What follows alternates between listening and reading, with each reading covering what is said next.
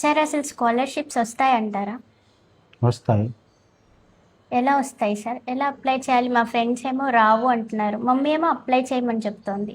మీ అమ్మాయి కరెక్ట్. మీ అమ్మలో అప్లై చేయమంటారు, కానీ మీరు ఎవరు చేయరు. స్కాలర్షిప్లు భారతదేశంలో కొన్ని వేల కోట్లు ఖర్చు పెడుతున్నారు తెలుసా స్కాలర్షిప్ల కోసం ప్రతి సంవత్సరం. చాలామంది పిల్లలకి తెలియదు. నేను ఇప్పుడు ఒక పని చేద్దాం, అంటే రేపు ఎల్లుండి నుంచి జూలై లాస్ట్ వరకు, లేదంటే జూలై ఎందుకు, ఆగస్టు, సెప్టెంబర్, అక్టోబర్ వరకు నా దగ్గర ఒక డేటా ఉంది.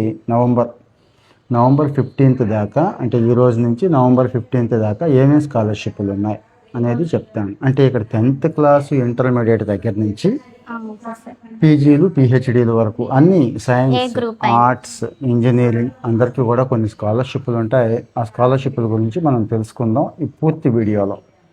ఇక నీకు వచ్చిన డౌట్స్ అన్నీ అడిగాయి, ఏ మొహమాట పడకుండా. కామెంట్లో కూడా చాలా అడుగుతారు, అంటే స్కాలర్షిప్ సాధించే విధానం కూడా చెప్దాం. చాలా స్కాలర్షిప్లకి మెరిట్, ఓన్లీ మెరిటే, కానీ కొన్ని స్కాలర్షిప్లకు మాత్రం టెస్ట్ ఉంటుంది. టెస్ట్ అంటే అర్థమైంది కదా, చిన్న టెస్ట్ ఏదో పెడతారు, ఆ టెస్ట్ ఉంటుంది అన్నట్టు. సో మరి 1 by 1 స్కాలర్షిప్లు చెప్పే ముందు నేను అసలు స్కాలర్షిప్ ఏంటి అంటే, కేవలం స్కాలర్షిప్ ఎందుకు, బెనిఫిట్ ఏంటి స్కాలర్షిప్ వల్ల? స్టూడెంట్స్కి డబ్బులు వస్తాయి.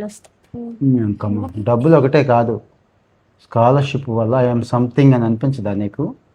నీకు ₹1,00,000 స్కాలర్షిప్ వచ్చింది అనుకో, ఇప్పుడు జస్ట్ సౌమ్య నువ్వు. స్కాలర్షిప్ వస్తే స్కాలర్వి, ఆ పలానా స్కాలర్షిప్ వచ్చింది అని చెప్పి మీ ఫ్రెండ్స్ దగ్గర గొప్ప అయిపోవచ్చేమో. మరి ఇంట్లో కానీ ఫ్రెండ్స్ దగ్గర కానీ అయిపోతావా? అదన్నమాట. సో స్కాలర్షిప్ని అలా చూడాలి. సో మరి టాప్ 10 స్కాలర్షిప్స్ చెప్పుకుందాం మనం ఇప్పుడు. ఇండియాలో టాప్ 10 స్కాలర్షిప్స్, ఇవి కొన్ని వందలు, వేలు ఉంటాయి అన్నమాట. అన్నీ కలిపితే 1,00,000 కూడా దాటిపోవచ్చు. సో 1 by 1 చెప్తాను, నువ్వు కూడా నోట్ చేసుకో. ఇంకా డౌట్స్ ఏమైనా ఉంటే అడిగేసాయి. ఇప్పుడు కొత్తగా అంటే కొన్ని స్కాలర్షిప్స్ అయిపోయినాయి, మనం చెప్పేసాను నేను. నేషనల్ స్కాలర్షిప్ పోర్టల్ ఇలాంటివి ఉన్నాయి, అక్కడికి వెళ్ళి కూడా అప్లై చేసుకోవచ్చు. జూన్ 30కి, రేపు ఇంకెంతో 4 రోజులు ఉందా, 4 రోజుల్లో క్లోజ్ అయిపోతుంది. ఉజ్జీవన్ స్మాల్ ఫైనాన్స్ బ్యాంక్ అని చెప్పి, అంటే ఒక బ్యాంకు స్కాలర్షిప్స్ ఇస్తుంది. అది నీకు పనికిరాదు, నాకు పనికిరాదు, అంటే ఆడవాళ్ళకి కాదు, మగవాళ్ళకి కాదు. చెప్పుకో చూద్దాం. థర్డ్ జెండర్ ఉన్నారు కదా, వాళ్ళకన్నమాట. మరి వాళ్ళు కూడా చదువుకోవాలి కదా, అట్లా అన్నట్టు. తప్పేం లేదు. ఇవాళ రేపు వాళ్ళ గురించి మంచిగానే చూస్తున్నారు అందరూ కూడా. ఒకటి తర్వాత వచ్చి మ్యాక్సిమం అన్ని స్కాలర్షిప్లు ఆన్లైనే, అన్నీ కూడా పోర్టల్ ఉంటుంది. దేనికి అది నేను ఇస్తాను, ఆ పోర్టల్ వగేరా అన్నీ ఇస్తాను. ఆల్మోస్ట్ అలా అన్నీ బడ్డీ ఫర్ స్టడీ అని ఒకటి ఉంటుంది, అది ఇస్తాను. ఇక్కడ లింక్ ఇస్తాను, అది కూడా చెప్పుకుందాం. ఆన్లైనే, మ్యాక్సిమం ఆన్లైనే. కొన్ని టెస్టులు ఉంటాయి, కొన్ని టెస్టులు ఉండవని చెప్పాను కదా. సో ఈ జూన్ 30కి Ujjivan small finance bank third gender వాళ్ళకి అయిపోతుంది. తర్వాత వచ్చి Eastman power up edu scholarship అని ఒకటి ఉంది, జూలై 4.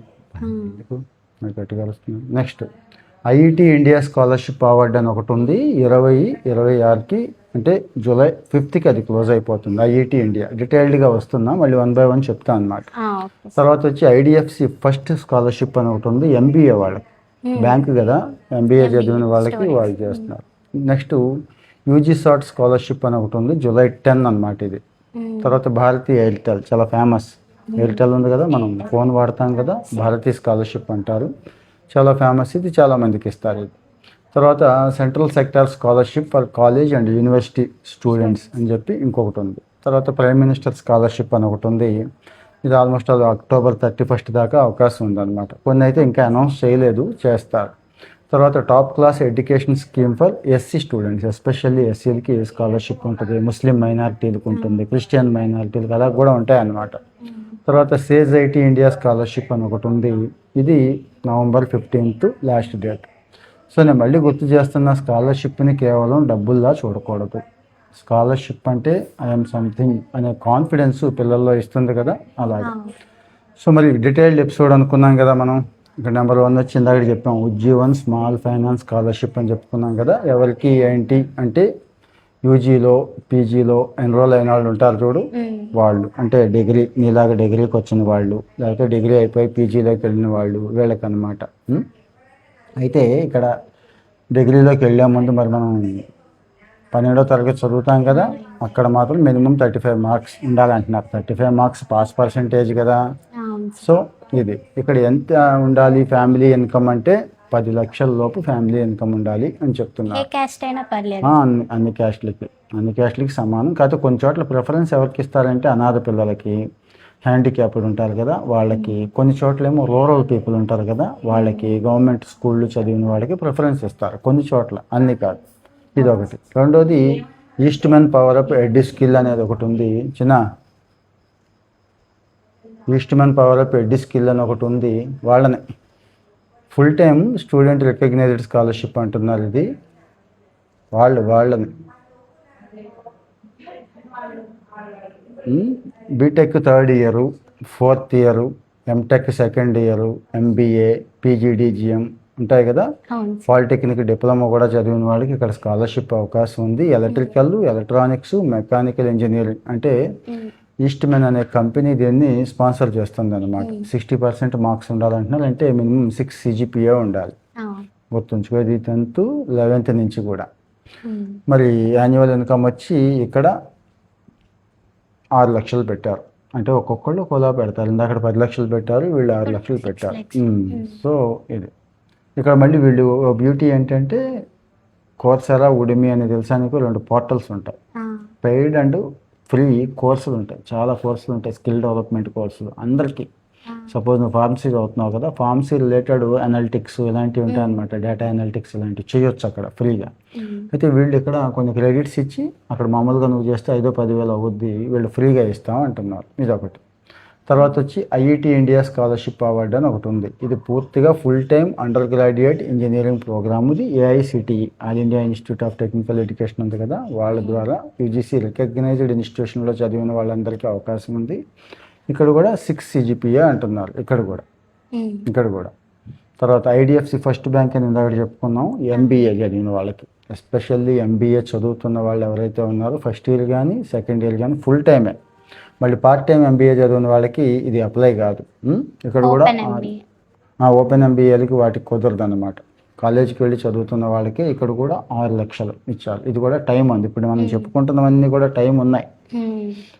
జూన్లో అయిపోతున్నాయి కొన్ని, అయితే July, August, September, October, November 15th దాకా టైం ఉన్నాయి. మళ్ళీ ప్రతి స్కాలర్షిప్ వచ్చినప్పుడల్లా నేను ఎస్పెషల్లీ చెప్తున్నాను ఆ స్కాలర్షిప్ గురించి. తర్వాత యూజీ సాట్ స్కాలర్షిప్ ప్రోగ్రామ్ అని ఒకటి ఉందన్నమాట. జస్ట్ 12th పాస్ అయిన వాళ్ళకి, పీసీఎం ఆర్ పీసీఎంబీ కాంబినేషన్స్ ఉన్న వాళ్ళకి ఇస్తున్నారు. అంటే BE, BTech, computer science with engineering specialisation ఉన్న వాళ్ళకి, ఇవాళ రేపంతా ఏఐ, ఎంఎల్ చదువుతున్నారు కదా, క్వాంటమ్ కంప్యూటింగ్, వీళ్ళకి అన్నమాట. ఫుల్ స్టాక్ చదివే వాళ్ళకి, వీళ్ళకి. డిస్కంటిన్యూ చేసి అప్లై చేయొచ్చా సార్? 12th చదివి డిస్కంటిన్యూ కాదు, ఇంజనీరింగ్ జాయిన్ అయ్యాకే అప్లై చేయాలి. కొన్ని అయితే ఆ కాలేజ్ ద్వారా అప్లై చేయమంటారు. కొన్ని స్కాలర్షిప్లు అంటే వాళ్ళ దగ్గర నుంచి ఎన్ఓసి కూడా తీసుకోవాల్సి ఉంటుంది అనమాట, ఇన్స్టిట్యూట్ ద్వారా కొన్ని. ఇది అట్లా కాదు, డైరెక్ట్గా అప్లై చేసుకోవచ్చు. ఇంకా ఫేమస్ ఏంటంటే భారతీయ ఎయిర్టెల్ స్కాలర్షిప్ అనమాట. ఫస్ట్ ఇయర్ డిగ్రీ కానీ, ఇప్పుడు నువ్వు ఫస్ట్ ఇయర్ జాయిన్ అయ్యావు, నాకు తెలిసి నువ్వు అప్లై చేయలే, సెకండ్ ఇయర్ అయినా కానీ భారతీయ ఎయిర్టెల్కి అప్లై చేసుకోవచ్చు. గుర్తుంచుకో. కాకపోతే నువ్వు చదువుతున్న కాలేజీ మంచి తోపు కాలేజీ అన్నట్టు అయి ఉండాలి. అంటే నేషనల్ ఇన్స్టిట్యూట్ ర్యాంకింగ్ ఫ్రేమ్వర్క్ అని ఉంటుంది, ఎన్ఐఆర్ఎఫ్ అంటాం, తెలుసా? టాప్ 50 ఎన్ఐఆర్ఎఫ్ ఉన్న వాళ్ళకే ఇస్తున్నారు వీళ్ళు. గుర్తుంచుకో. అంటే మంచి కాలేజీలు, ఇండియాలో మంచి కాలేజీలు అనుకో, ఆల్మోస్ట్ ఆల్ టాప్ 50 ఎన్ఐఆర్ఎఫ్ కాలేజీలకి ఇస్తున్నారు వీళ్ళు. వీళ్ళేది computer science, IT, AML, data science, robotics, అలాగే ఏఆర్, ఇలాగ వీళ్ళకి ఇస్తున్నారు. ఏరోస్పేస్ వీళ్ళకి ఇస్తున్నారు అనమాట.